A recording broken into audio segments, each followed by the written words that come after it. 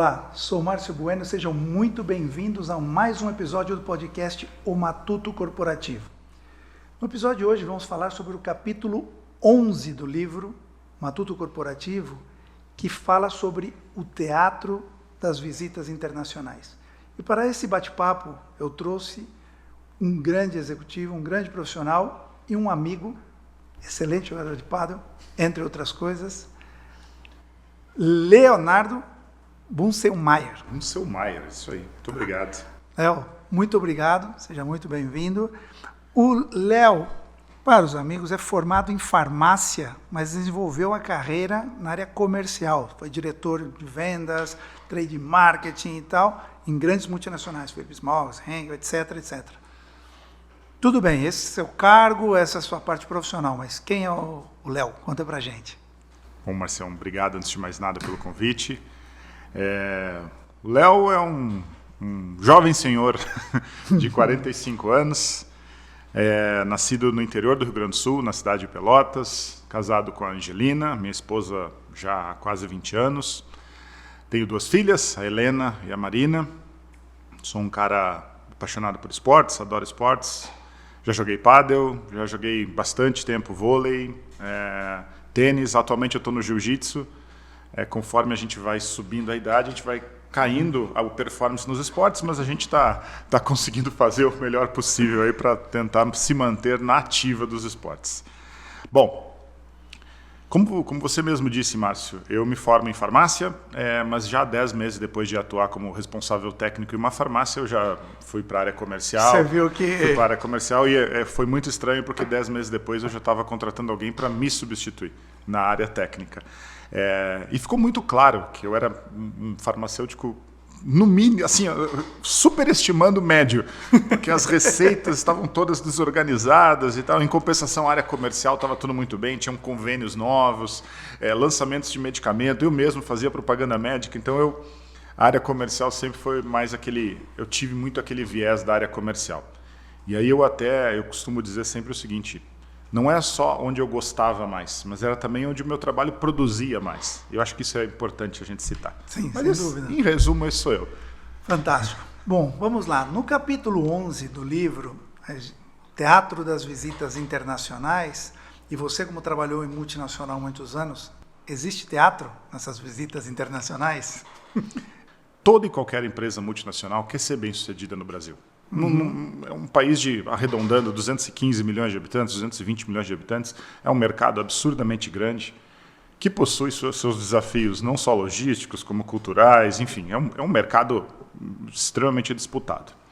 Então, sim, as visitas internacionais existem, sempre existiram e arrisco dizer que sempre existirão.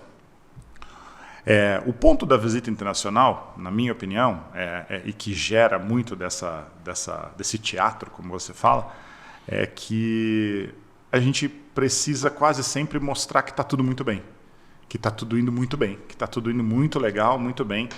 E com isso, e nós vamos falar bastante a respeito, eu acho que nós fechamos algumas portas que gerariam mais resultado e acabariam descobrindo um número muito grande de oportunidades.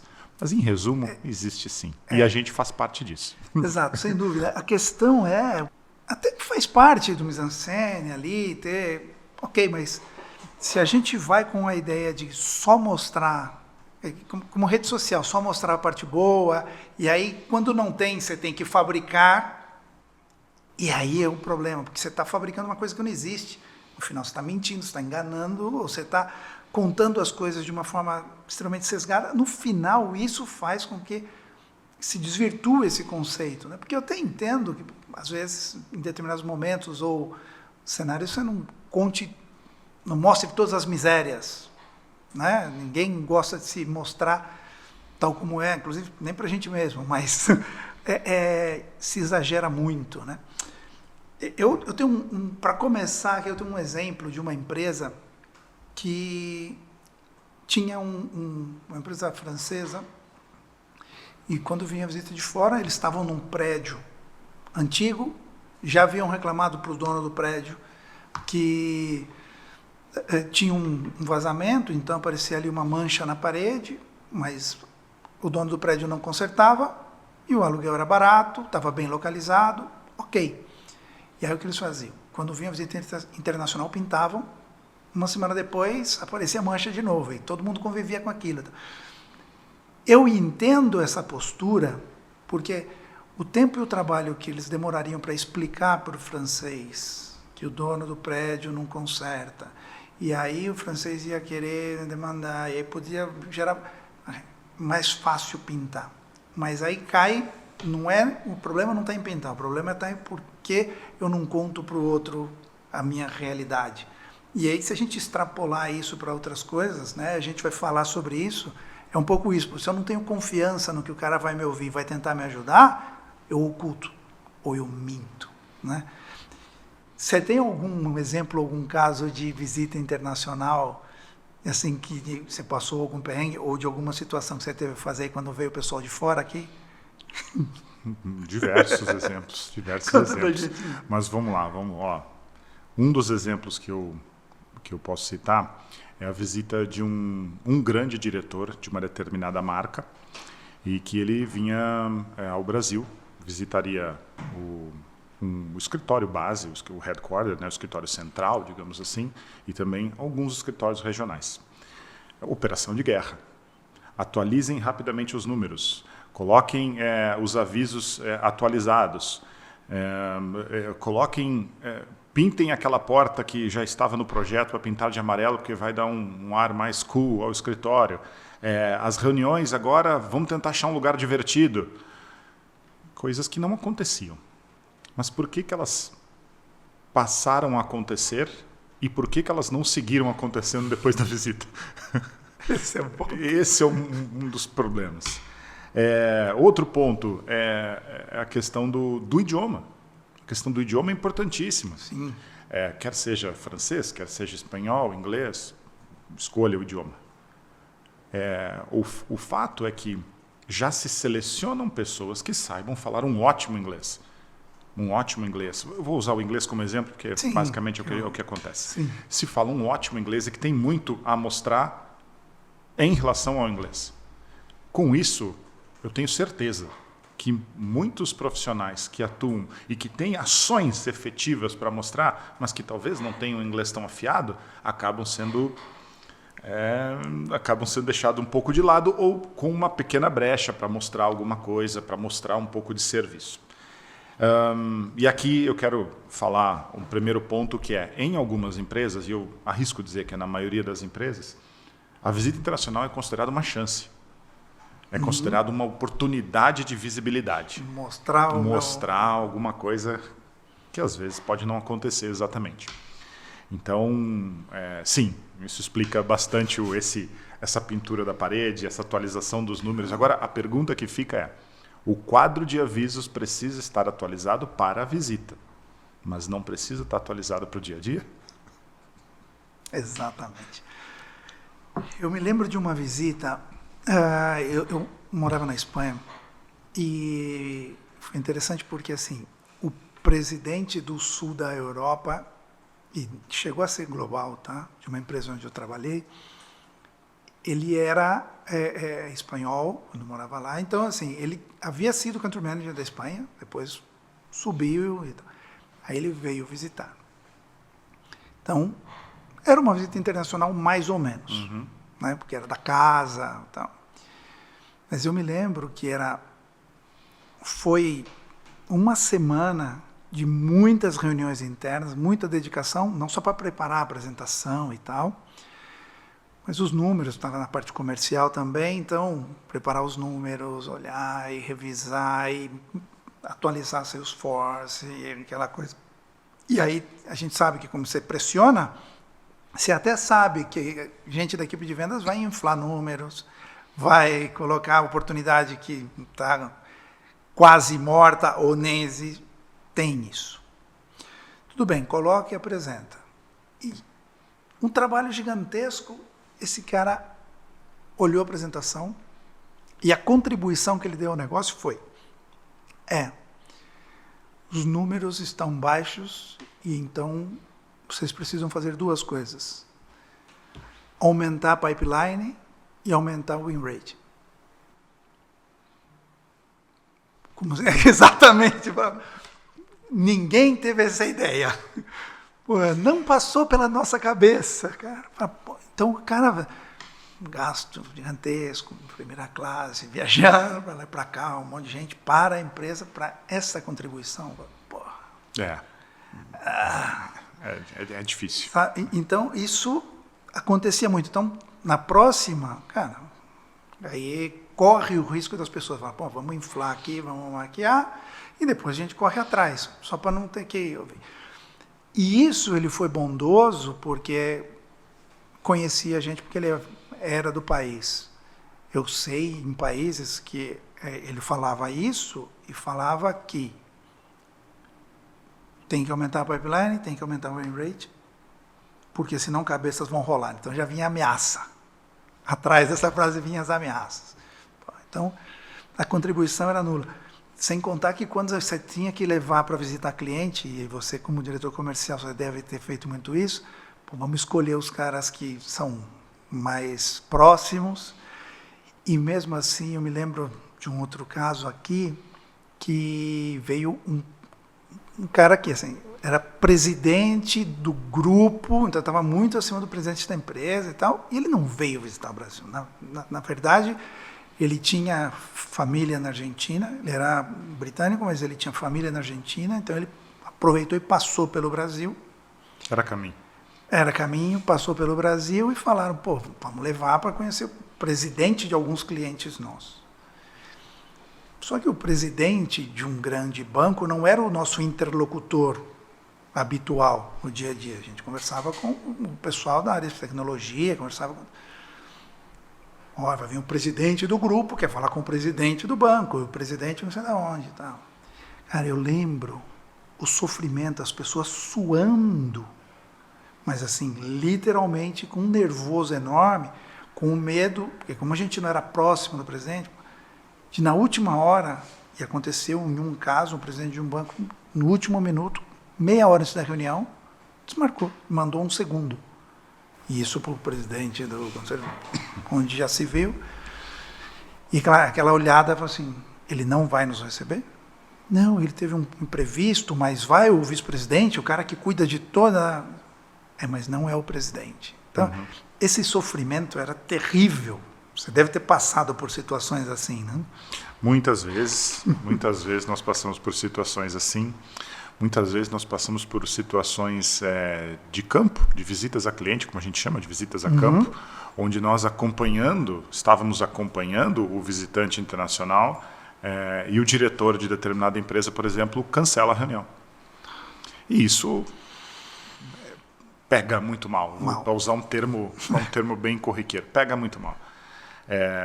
Já aconteceu, por exemplo, o visitante internacional falou, ok, esse é o cliente que nós vamos parar nesse aqui do meio. Vamos parar nesse aqui. Aí nós chegamos, conversamos com o cliente era nosso cliente, mas não estava no roteiro. É importante que se diga, existe um roteiro pré-determinado, pré-arrumado, que a gente chama de tapete vermelho, que isso acontece, a maioria das vezes acontece. E o nosso visitante entrou nesse cliente que não estava previamente arrumado. E quando encerrou aquela pequena visita, era um cliente de um potencial um pouco menor, quando saiu, o dono veio brigar conosco. O que você está fazendo aqui? Por que é isso? Por que é aquilo? Por sorte, o visitante não entendia português e a gente acabou conseguindo dizer, olha, calma, tudo bem, foi ele que quis vir, ele é o CEO da empresa, é uma figura bastante importante na companhia, então ele quis conhecer um pouco mais, isso é uma oportunidade para você e tal. E a verdade é que a gente vendeu aquilo que a gente aceita para o cliente. Mas tem situações muito engraçadas também. Tem situações muito engraçadas. Conta. Nós tivemos um visitante grego que falava o inglês muito bom, mas com bastante sotaque, e era isso. Eu não conseguia falar nenhum outro idioma. E eu fui acompanhar essa visita. Eu não era gerente, não era diretor, eu era um executivo de vendas. Mas eu tinha o inglês, então eu conseguia estar ali presente.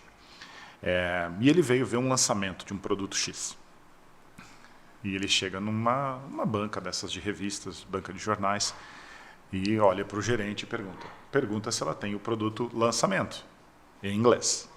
E o gerente fala em português. Você tem o produto lançamento? Tenho sim, está aqui, vocês fizeram eu comprar. Aí ele olha e fala assim, ela tem sim, o produto está aqui. Aí ele olha, posso ver o produto? Pode ver o produto. Pega o produto, mostra. Aí pergunta para ela como estão as vendas do produto. Ele está perguntando como estão as vendas do produto. Ela fala, está vendendo bem, inclusive melhor do que eu imaginava.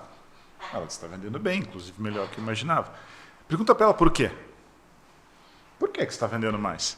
Porque ninguém tem, só eu. Ninguém aqui ao redor tem, só eu tenho. Então eu sou o único que tenho e estou vendendo. Porque ela diz que a embalagem chama muita atenção. Nesse caso o idioma jogou a favor. Mas então, acho que esse é um exemplo. É engraçado, hoje a gente ri muito. Sim. Mas é um exemplo do que mostra do que realmente acontece. Claro que aqui a gente está generalizando bastante. Eu já tive visitas sensacionais, extremamente produtivas, e em que se tomou decisões dificílimas e que talvez não, com certeza precisasse da presença dessa pessoa para dizer, olha, corta o fornecimento para esse cliente, pois a margem está muito abaixo daquilo que a gente queria. Bom, essas decisões também acontecem. São mais difíceis de acontecer? Sim, são mais difíceis de acontecer. Mas situações, perrengues, como a gente chama em visita internacional, no campo, é impossível não acontecer. Exato. Ali é um momento, quando eu vim à visita internacional, é um momento que eu falo assim, bom, eu sei que eu vou passar, que eu vou sofrer, que eu vou passar um perrengue, que eu tenho que aguentar firme esses 3, 4 dias, uma semana que está aqui, porque é intenso, para quem não viu isso, é intenso, porque tem reunião interna, town hall, one-to-one, visita com cliente, nas visitas de campo, depois jantar com cliente. Você acaba esgotado e e aqui no Brasil tem uma particularidade, porque lá fora, também acontecia na Espanha, onde eu recebi também, acontecia que o pessoal vinha do norte da Europa para a Espanha, que é um país mais alegre, clima melhor, então falava, pô, vamos sair, e o pessoal bebe bem. E aqui no Brasil, a imagem que o pessoal de fora também tem é, então vamos sair para jantar, e vamos sair. É cansativo. Eu sofria muito porque eu não sou muito de sair, era terrível. Eu sofria bastante também com os eventos noturnos, em que há o estresse da preparação muito grande. Normalmente a visita começa na segunda-feira, ou seja, você passa o seu final de semana estudando, repassando algumas coisas. Não só você, como o seu superior, o seu time, todo mundo acaba repassando tudo para ficar totalmente pronto. E no caso da visita de campo, como manter a execução de merchandising feita na sexta, sábado e domingo? Então, provavelmente na segunda-feira, alguém de manhã, muito cedo, começa a passar nos pontos de venda para recolocar todas as pecinhas de merchandising e tudo mais que é necessário. Então, eu concordo. Uma semana de estresse preparatório, digamos assim, e durante aquela semana, algo que drena a tua energia. É uma coisa que você precisa... São discussões de altíssimo nível, em outro idioma. Querendo ou não, você pode ser fluente em todo o idioma. Requer um pouco mais de atenção, requer um pouco mais de cuidado no que você vai falar. Problemas que não podem normalmente ser mostrados como problemas, assim como oportunidades que precisam ser totalmente dimensionadas e quantificadas, quanto significa essa oportunidade. É estressante, realmente é estressante, esgota. Mas então a gente já viu que existe esse teatro que gera estresse, que para a empresa, tua agenda vira uma bagunça, quando vai embora, você olha e fala, cara, eu tenho 800 e-mails. O mundo não parou, né? Não, claro. O mundo não parou, o mundo segue. Você parou, teu time parou, mas o mundo não parou, então... Tudo bem. Por que, na tua opinião, por que você acha, cara, que existe essa tendência de só mostrar a parte positiva, de só mostrar a parte bonita, não querer mostrar, falar, cara, a gente precisa sentar e resolver esses problemas, preciso da tua ajuda. Por que você acha que isso acontece? Eu acho que a gente precisa segmentar algumas coisas aqui. Existem visitas internacionais que vêm ao Brasil para ver coisas boas. O mindset é esse, ela vem para ver coisas boas. Existem gestores no Brasil que querem mostrar coisas boas, existem gestores no Brasil que mostram também as coisas ruins, mas o highlight está nas coisas boas. Ok, tudo bem, as oportunidades nem sempre aparecem. Mas Quando eu recebi o convite para conversar com você aqui, eu realmente pensei bastante nisso. Assim, quais são motivos? E eu tenho... Minha cabeça funciona normalmente por tópicos, assim, como funciona. Eu fiquei pensando em algumas coisas e tentei cruzar com a realidade. Bom, existe sim a questão de que, olha, o chefão vem aí, a gente não pode incomodá-lo. A gente não pode incomodar ele com algumas coisinhas e probleminhas pequenos do Brasil. Pequenos do Brasil, aquele mercado que nós falamos no início de mais de 200 milhões de pessoas. Então vamos mostrar coisas boas, não vamos incomodar o cara, de noite a gente sai com ele, fica tudo muito bem. Acho que esse é um primeiro ponto. É o ser intocável, o Olimpo que aterriza no Brasil e a gente não pode, nós não podemos de forma alguma perturbar o sossego desse ser supremo. Segundo ponto, na minha opinião, existe uma cultura corporativa que isso talvez tenha começado dessa forma e a cultura é essa.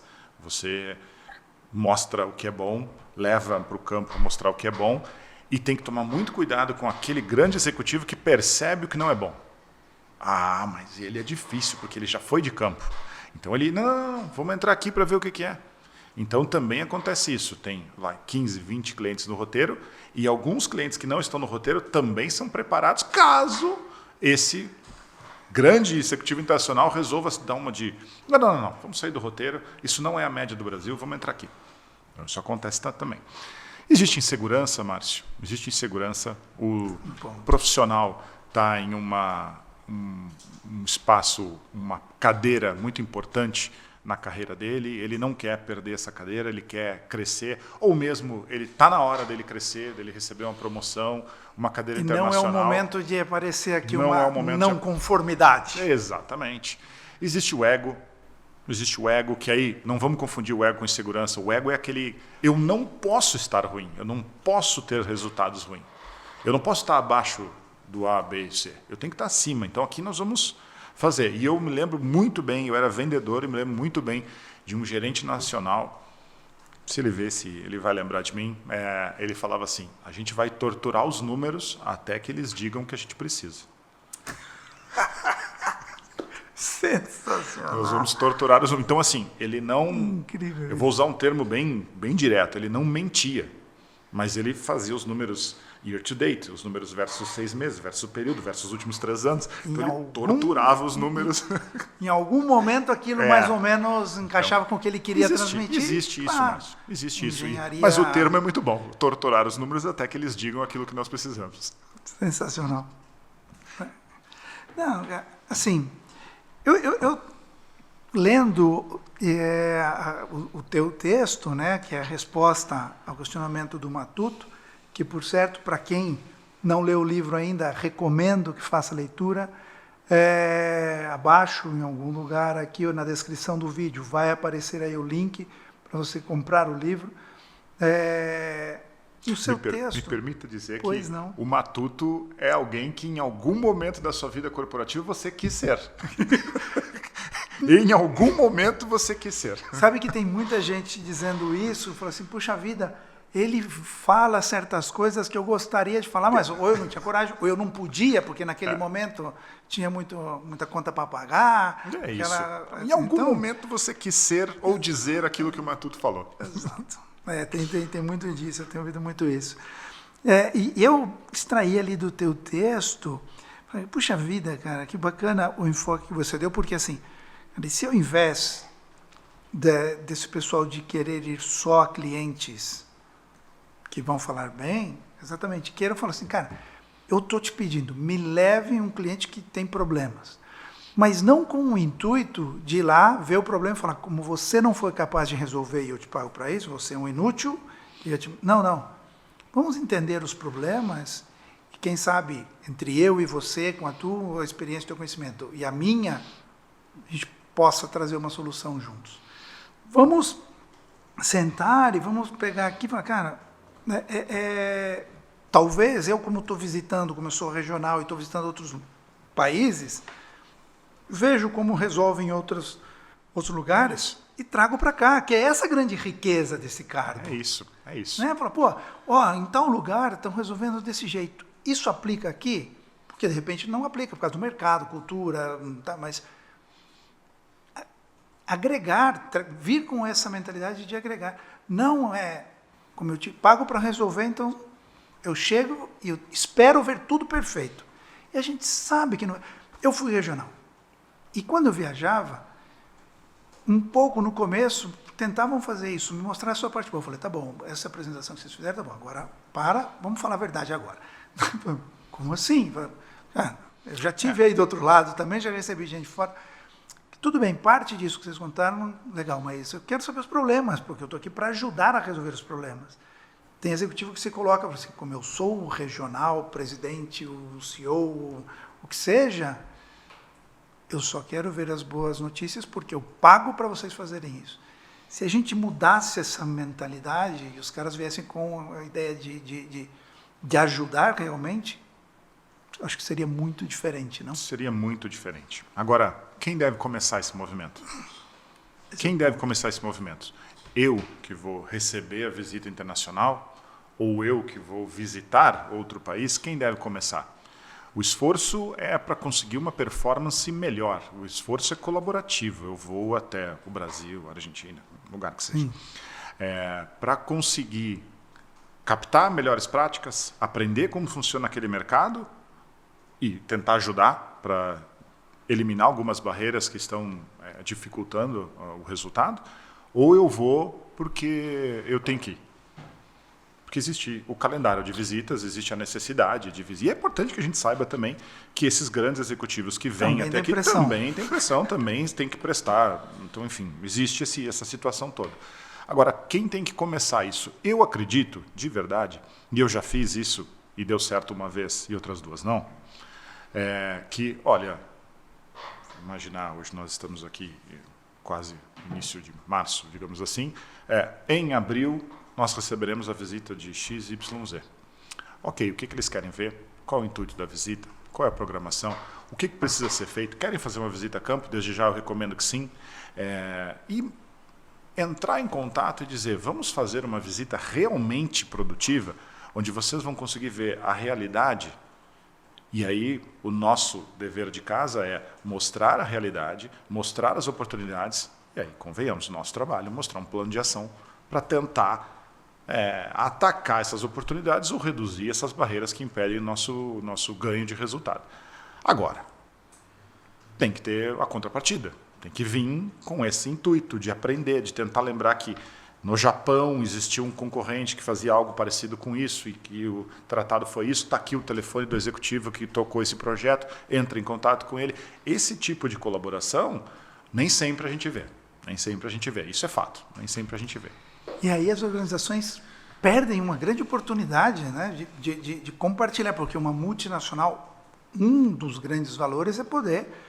eu tenho visibilidade em muitos mercados, eu tenho visibilidade em muitos negócios e eu posso compartilhar esse conhecimento para fazer com que tudo seja melhor. E perde-se essa oportunidade. Perde-se essa oportunidade.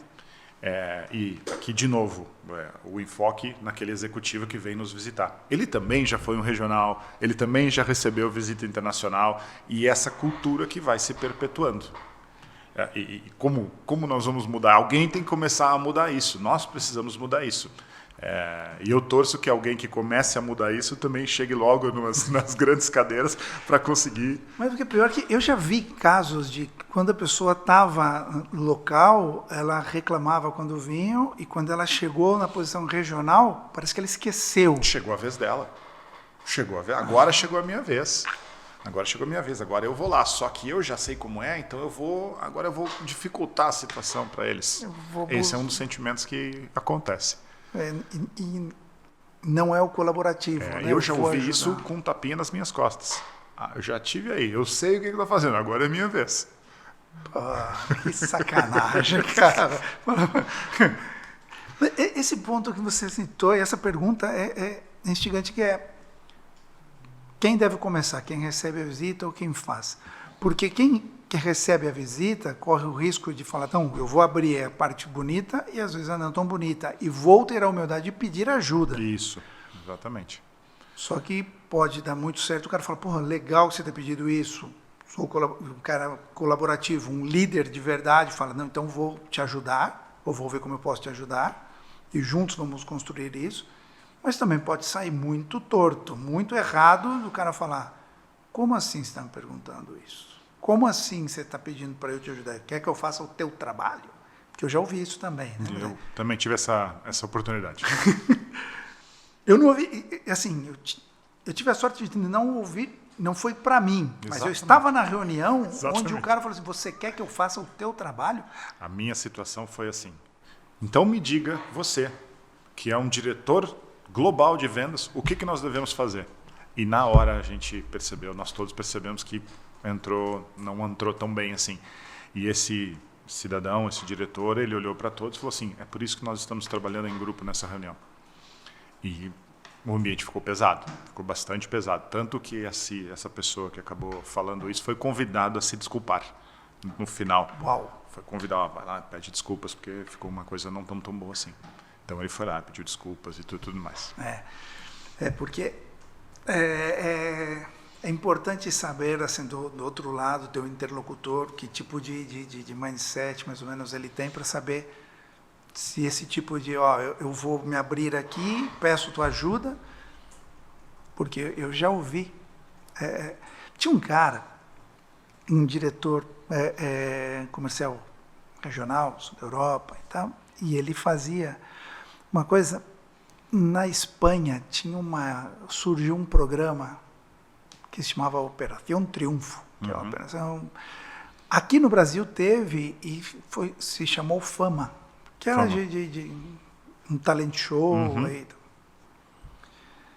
Esse cara, ele fazia, e assim, no Operação Triunfo era, se você não canta bem uma semana, a tua performance, você é nominado, vai para uma berlinda e pode ser expulso, né? Então, eliminado, né? Eliminado e tal. E esse cara tinha uma coisa que ele fazia, pelo sul da Europa, ele fazia o seguinte, ele chamava de Operação Triunfo. Ele vinha, colocava, ele não falava com os diretores comerciais locais, ele falava com os vendedores. E os caras entravam suando para dar o pipeline, forecast. E aí, quando começava a gaguejar, falava, qual é a tua operação, a maior operação que você fez no trimestre passado? No mês passado, não sei o quê. E quando gaguejavam, você quer que eu venha e faça o teu trabalho? Porque você não é capaz de fazer? Mas era uma agressividade absurda. E aí, ele se orgulhava de dizer que mais de uma vez ele viu homens feitos, nervosos, tensos, chorando, e teve alguns que tinha dor de barriga. Ele se orgulhava disso, cara, esse medo que ele transmitia, essa pressão, e ele fazia de propósito que no final de cada Operação Triunfo que ele fazia em cada país, de mandar embora alguns vendedores para o pessoal ver que quem não atende os padrões que ele considera, fora. E ele não tinha todos os dados para mandar alguém embora do dia a dia, por que os números estão de um jeito ou de outro, que relacionamento tem com clientes estratégicos, quanto tempo. Não interessava. Ele passava por cima dos diretores de venda. Aquele, esse, fora. Fora, para mostrar para todo mundo que aqui... Tem uma máxima, especialmente de gestores mais antigos, né? Diz assim, você não precisa ter medo de mim, apenas respeitar, mas o medo me serve. É um de gestores mais antigos, realmente, nada contra, não são todos, mas era um jeito de se trabalhar, de se gerenciar o negócio, que hoje em dia se mostra ineficaz, não há lugar. 100% ineficaz, não há lugar para isso. Exato. E aí, agora eu quero trazer para o outro lado, como a gente pode fazer para mudar isso? Eu acho que a primeira coisa é ter coragem. Nós precisamos ter coragem. Boa palavra. Nós precisamos ter muita coragem e nós precisamos focar muito ter a coragem de ser transparente. Sermos todos bastante transparentes ao mostrar oportunidades, sim, que vão necessitar de recurso adicional ou não, de mostrar problemas que nós não sabemos a solução. Olha, esse problema XYZ, eu não sei a solução, tem um grupo que está trabalhando, você vai ter na agenda um horário para conversar com o grupo e o grupo vai poder mostrar onde está. É um grupo agile, é um grupo de vendedor, eu não sei. Mas é algo que nós estamos fazendo para tentar descobrir o que está acontecendo. É o visitante, quer sejamos nós ou alguém que venha nos visitar na operação, vir com a ideia de colaborar, com a ideia de colaboração e dizer o seguinte, eu não vou lá somente para cobrar, preciso dar o meu suporte para ele, ele está lá por um motivo.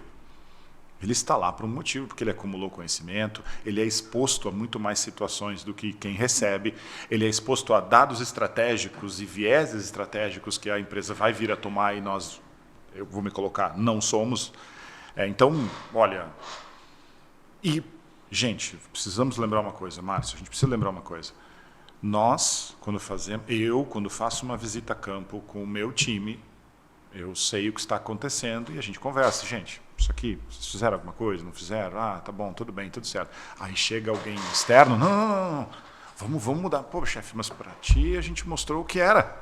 Por que para ele não? Não, é que ele é diferente. Eu sou um cara gente boa, ele não é tão gente boa assim, então... É preciso ter coragem de ser transparente e de formar uma base, que é o nosso pipeline de diretores, de gerentes, de presidentes, de CEOs, que cheguem com essa mentalidade. Cheguem com essa mentalidade de que a transparência é necessária para que a gente consiga chegar em resultados talvez até maiores do que estão propostos no objetivo. Exato. Porque aqui tem um ponto importante que o Matuto cita ali, que é, cara, um líder que ele está para servir. E tem muita gente que confunde e acha que o fato de ter um cargo executivo e ser líder, ele tem que ser servido. Sim. Então, por isso, como ele tem que ser servido, ele só quer a parte bonita. E, na verdade, é para servir. Né? Quanto mais alto a pessoa sobe, ela deve entender que ela está mais para servir.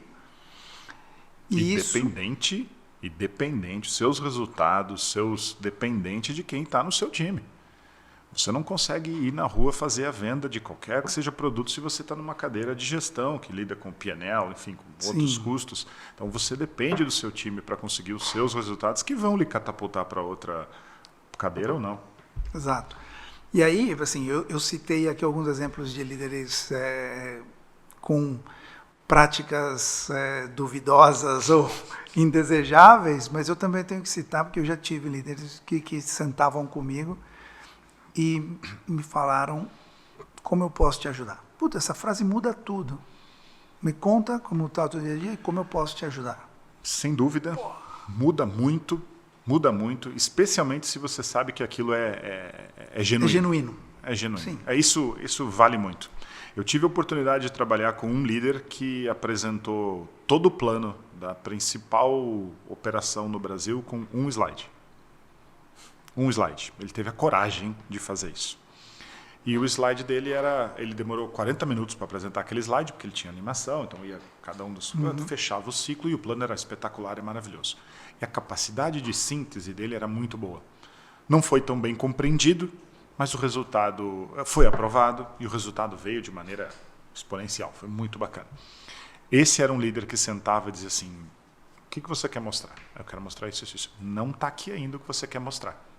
Você está mostrando 5, 6 slides, 10, 15, 20, 100 slides. O que você quer mostrar não está aqui ainda.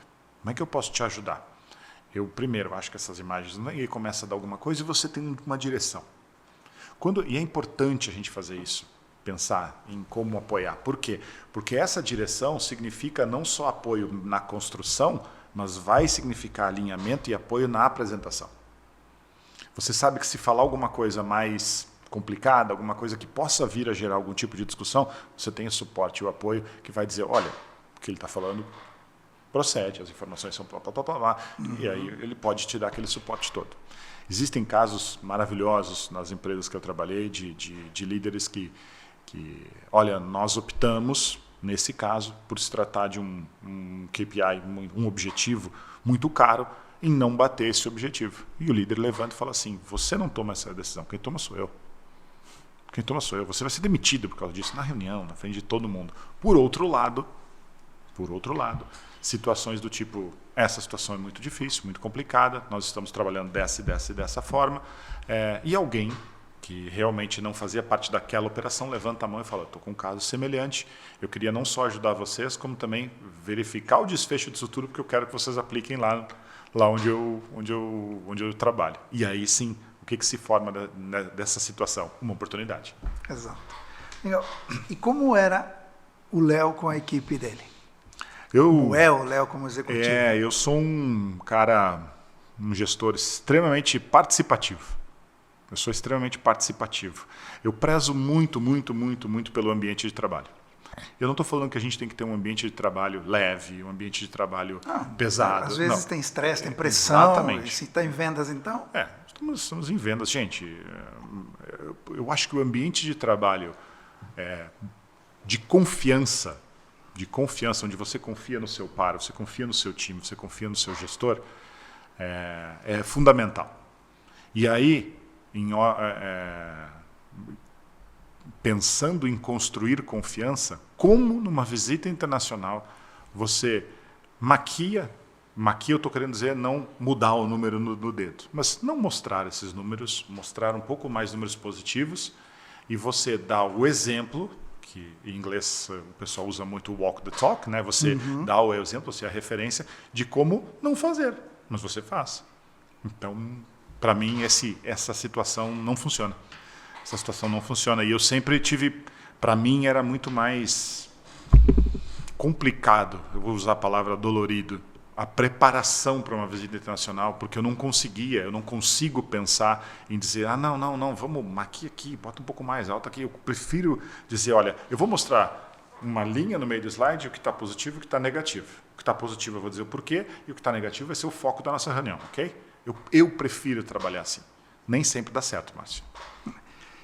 Sabe, tem um exemplo, vou sair um pouquinho do mundo corporativo, mas mostra a formação e que talvez tenha um reflexo lá na frente. O meu filho, há 3 meses atrás, estava no condomínio de um amigo e estavam lá sentados, um monte de moleque e tal, e passou uma pessoa já de certa idade, com uma motinho e tal. Eles acharam engraçado. Moleque, pô, vozinha de moto e tal. E ela não gostou do comentário, foi na portaria reclamar. Molecada... Um para cada lado. O meu filho foi lá na portaria. Olha. Foi lá na portaria e falou...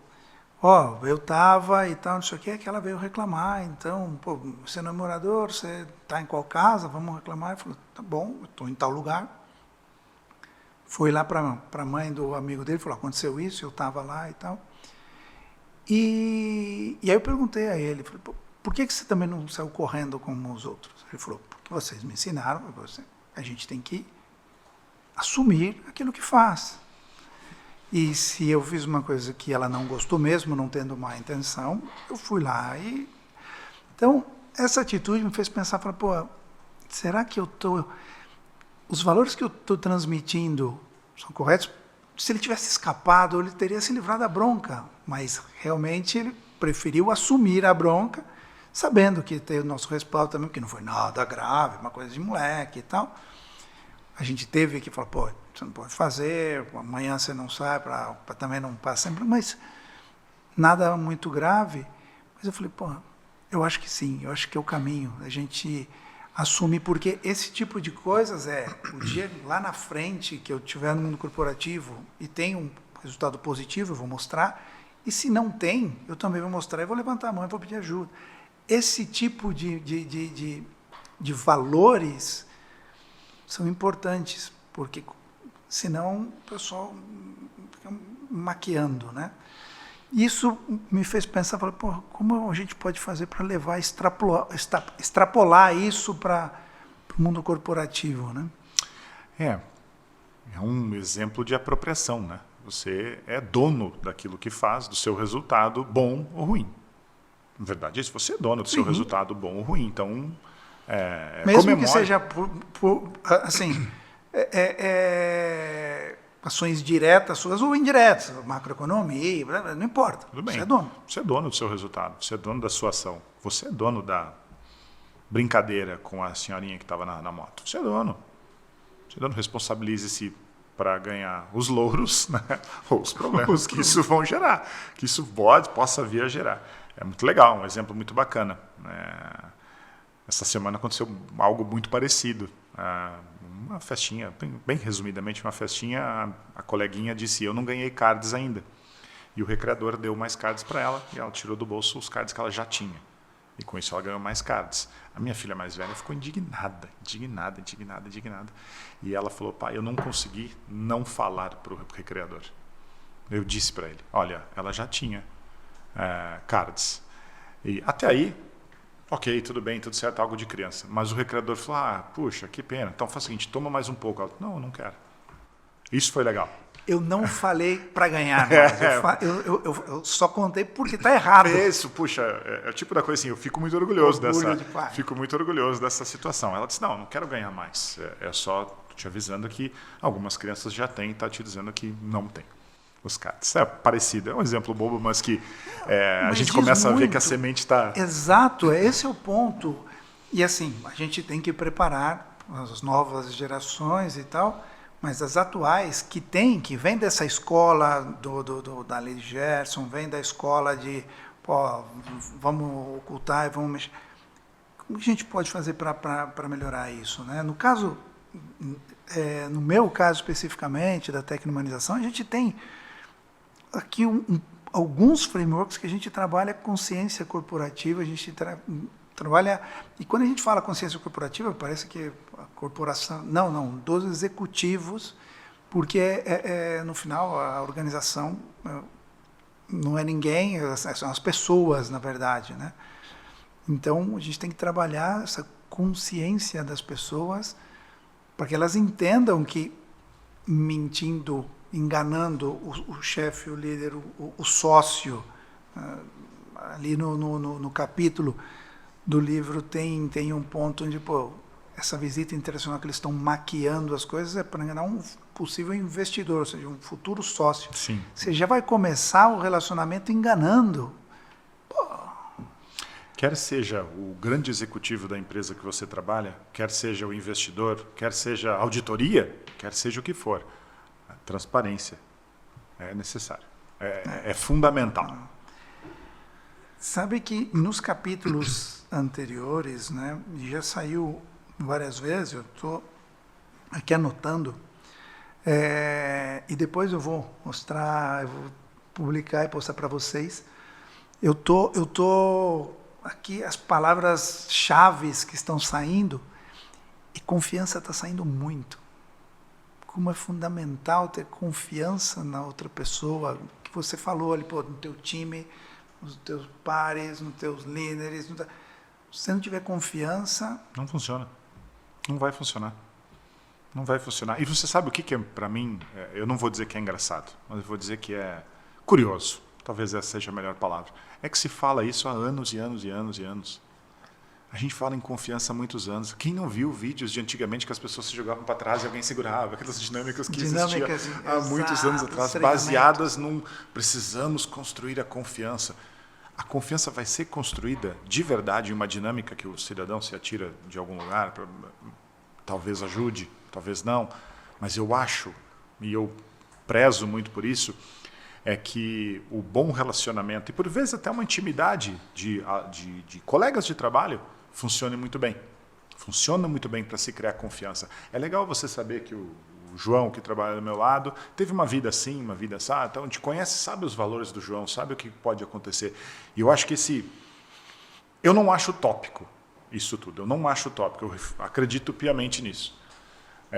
Mas se nós gerarmos um relacionamento aqui, gente, não vamos ser hipócrita, não estou falando de sermos todos amigos, uma família, não, calma, vamos por partes. Trabalharmos em um ambiente de confiança para qualquer um dos lados do organograma, por mais old school que isso pareça, é fundamental e vai trazer resultado. E aqui tem um ponto, e você vai ver, inclusive, na certificação e da tecnomanização, existe um framework específico de como criar confiança na organização, porque isso é fácil de falar e não é tão simples de fazer, né? Isso você falou, não é só numa dinâmica, é no dia a dia. E aí tem um ponto que eu gostaria de saber a tua opinião, foge um pouquinho do tema do capítulo, mas eu acho que é interessante, falando de confiança. Você acha que é possível construir confiança 100% home office? Nossa, que pergunta boa. Sim e não. Sim, porque é possível construir confiança. É possível construir confiança através do home office, mas eu acho que nós estamos programados para construir a confiança ou entender confiança de uma outra forma. Se fala muito que no Brasil, a cultura do brasileiro, não, aqui a gente conversa na cervejinha depois, no happy hour e tal. Nem sempre.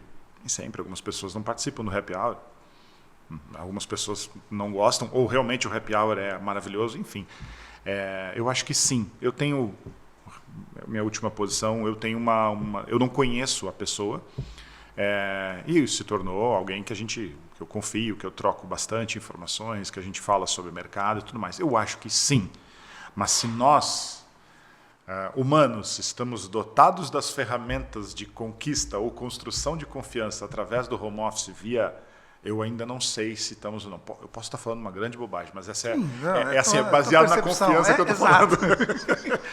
Porque, assim, eu sempre vi, e no final comigo sempre funcionou o seguinte: confiança se constrói no dia a dia, mas eu construía isso mais no almoço, quando você vai almoçar com o colega, você fala que time você torce, que música você gosta, ou que você... do que nas reuniões formais. Sem então, dúvida. Esses momentos informais e tal, que acontecem, né, no cafezinho, no dia a dia, no presencial, no online não acontece. Então, eu acho que talvez seja mais lento. Não que não seja possível, mas é mais lento essa curva para você conquistar essa confiança. Não sei. É uma questão que a gente vai aprender. A gente vai descobrir com o tempo. Não dá para dizer ainda, porque tudo isso é muito novo, né? Mas... E a febre do home office parece ter amenizado, né? Parece ter amenizado. Não vamos falar aqui de Elon Musk, ou quem quer que seja, que diz que não pode ter 100% de home office, mas parece que essa febre do home office deu uma amenizada. Sim. E o trabalho híbrido é a grande saída, digamos assim. Por certo que eu acredito mais no trabalho híbrido pelo seguinte, porque como a gente está eu estou muito ligado à inovação e tal, inovação, criatividade precisa ter troca, é muito difícil online, é muito difícil. Não digo que seja impossível, mas é muito mais difícil. Eu acho importante um pouco de troca. E a gente é... Mas isso é um aspecto cultural, será? Será que a Polônia próxima atua geração, assim? Não sei. Exato. Não sei. Muito... Eu usei a Polônia como exemplo, mas sim, enfim, mas... surgiu a Polônia. Exato. Mas anotei aqui insegurança, coragem, confiança e transparência. 4 pontos muito interessantes. Vamos pensar um pouco nisso aqui. Eu vou até escrever algumas coisas principalmente sobre isso. E, como eu falei, confiança tem saído muito, muito. A gente vai explorar mais isso. Mais algum ponto que você queira comentar? Acho que eu concordo com a confiança, acho que é importantíssimo, mas a coragem é fundamental. A coragem de mostrar o erro, de assumir o erro, a coragem de pedir ajuda. A coragem de se pedir ajuda, na minha opinião, é algo realmente importante. A transparência de mostrar algum tipo de fragilidade, algum tipo de desconhecimento, tudo isso requer coragem. E para que se consiga ter visitas realmente produtivas, para que o Matuto tenha respostas cada vez mais alinhadas com os valores que nós temos, eu acho que a coragem é fundamental e não só coragem de falar e de dizer o que se pensa, mas como gestores, como diretores, presidentes, também temos a coragem de dar a liberdade para que ele fale sem problemas de situações futuras. Esse é um ponto que você mencionou agora, que é interessante porque assim, que o Matuto, ele as falas, os comentários, a visão dele está muito pautada nos valores. Exatamente. É o que Nos chamou atenção. valores. E o que acontece é que valores, né, e princípios não passam de moda nunca, não envelhecem. Não envelhecem. Né? O matuto conserta a cerca porque ela quebrou, não porque o patrão ia vir.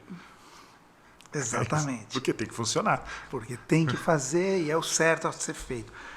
Mas o que acontece é que, à medida que a gente vai subindo no mundo corporativo, a gente vai, às vezes, não perdendo valores.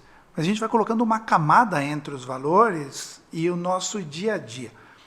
E aí, na empresa, tem muita gente que eu conheço que, em sua vida pessoal, preserva os valores fundamentais que recebeu na educação, na família, mas no mundo corporativo se comporta de outra maneira, porque é assim que funciona. E aí coloca uma camada entre os valores. Um isolamento. Um isolamento para sofrer menos, talvez. Talvez. Cara, isso é terrível, não é? É, mas o personagem corporativo, né? O João, pai de família, frequenta a igreja, enfim, é um cara legal, bacana, os vizinhos gostam, que faz churrasco no final de semana, uma pessoa. Ele acaba, em razão daquilo que ele vivenciou no mundo corporativo, criando um personagem que é o João, que ele é implacável. Que ele é implacável com quem não cumpre os seus deveres, ele é implacável com quem não mostra a verdade, ele é essa pessoa, esse personagem que ele cria. E cada um, às vezes, né, aqueles que querem, adota esse personagem que mais lhe convém, digamos assim.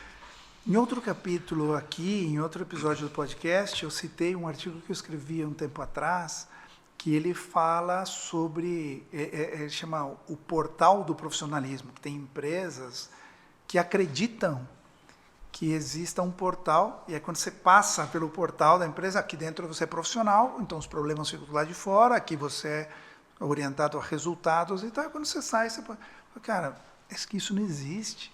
Pô, quando você está na empresa, se teu filho está no hospital, e tua mãe está mal, e o teu pai...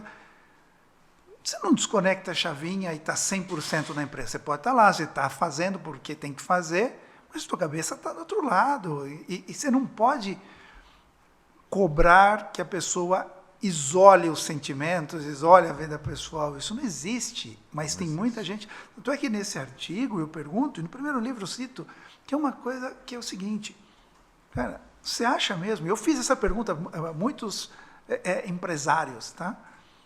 Você acha mesmo que a tua empresa, os teus processos, é a prova de sentimento? Boa pergunta. Então, não, aqui os processos são os processos. E o que eu trouxe, ele falou, cara, pera lá, vamos lá. Em uma empresa de crédito pessoal, num banco, a parte de gestão de crédito é fundamental, porque assim, é onde o banco ganha ou perde dinheiro, né? Para quem eu empresto dinheiro, se eu empresto mal, tem inadimplência, não recebo e tal. Então é chave isso. E aí eu perguntei, falei assim, cara, você acha mesmo, por exemplo, um analista de crédito, cumprindo o teu processo rigorosamente, ele aprova com o mesmo critério um crédito se na semana anterior o pai dele faleceu ou se na semana anterior o filho dele nasceu? São sentimentos muito diferentes. Um ele está eufórico, pletórico, felicidade, e o outro ele está triste. Cumprindo o procedimento, eu acho que o critério não é o mesmo. Eu concordo. Como calcular essa influência é impossível. Não, é impossível. Mas ela existe. E fechar o olho e fingir que ela não existe, eu acho que é um grande erro. Então, essa história de criar esse personagem lá, eu sou implacável, aqui eu sou bonzinho. Cara, em algum lugar você está mentindo. E isso dura um tempo, mas não dá para ser pro resto da vida, né? Você sabe que é uma pena não lembrar o nome. Eu falaria o nome sem problema nenhum. Mas tem uma série na Netflix lançada essa semana, ou semana passada, que ela justamente faz isso. Uma empresa que coloca um chip no cérebro da pessoa, que a partir do momento que ela entra na empresa, toda a parte pessoal dela é esquecida. e é revertido quando ela sai da empresa. Tá no Netflix aqui a série. Pô, legal. Pessoal, ajuda aí, coloca nos comentários se vocês souberem o nome da série, por favor. É uma série super interessante. Tá no minha listinha de próximas séries ali. Me eu vou manda passar, depois, eu vou passar, me manda, assim. eu A gente coloca aí compartilho com depois vocês. o nome ali Exato. dela. Mas é exatamente isso. Ela é uma série daquelas que a pessoa que me apresentou usou o seguinte termo: essa série vai explodir o teu cérebro. Eu disse, tá bom, Uau. tudo bem, vamos esperar para ver. Mas uma pena não lembrar. Mas uma pena depois não lembrar. me passa e a gente compartilha Mas com o pessoal. você imagina que assim, um Exato. chip que, através de geolocalização, você entra na empresa, toda a parte pessoal é esquecida e você é 100% focado no trabalho. Sai da empresa, a empresa não saiu de você, mas o pessoal volta. Que loucura. Exato. Não, a gente tem que entender que somos pessoas, seres humanos, com as nossas virtudes, os nossos defeitos. E entender isso para um líder é importante. Se ele acha que ele está liderando robôs que tem que fazer o que ele manda na hora que ele faz, se não dá o resultado, não serve e tal, tá tudo bem. O que eu estou dizendo também não é que não deva cobrar resultados, que não tenha que... Não é isso. Mas, trazendo aqui para o capítulo do livro... Poxa, se eu vou visitar, do outro lado são seres humanos, existe um mercado, deixa eu entender isso aqui, como eu posso te ajudar. Porque se eu chegar e achar que você tem que dar o resultado e se não deu, não serve, alguma coisa a gente está fazendo errado. Sem dúvida, sem dúvida. Léo, super obrigado pelo bate-papo, super obrigado pela troca. Eu tenho certeza que o pessoal vai gostar. Eu espero que vocês tenham aí assimilado um pouquinho do conhecimento do Léo, que vocês saiam melhor do que vocês entraram. E quem não leu o livro ainda, de novo, insisto, compre e continuamos. Vão se enxergar na pele do Matuto algumas vezes, com certeza. Márcio, obrigado pela oportunidade, obrigado pela troca, pelo bate-papo, foi muito bacana, foi muito legal. E o tema é, apesar de super corriqueiro, ele é sempre complexo de trabalhar e existe, é uma verdade e aqui a gente tem que ter a coragem de tratar. Muito obrigado. Perfeito. Valeu, Léo, obrigadão. Obrigado. Valeu, obrigado. Valeu. Bom, pessoal, espero que tenham gostado e em breve teremos outro capítulo do Matuto Corporativo. Fiquem bem e até lá.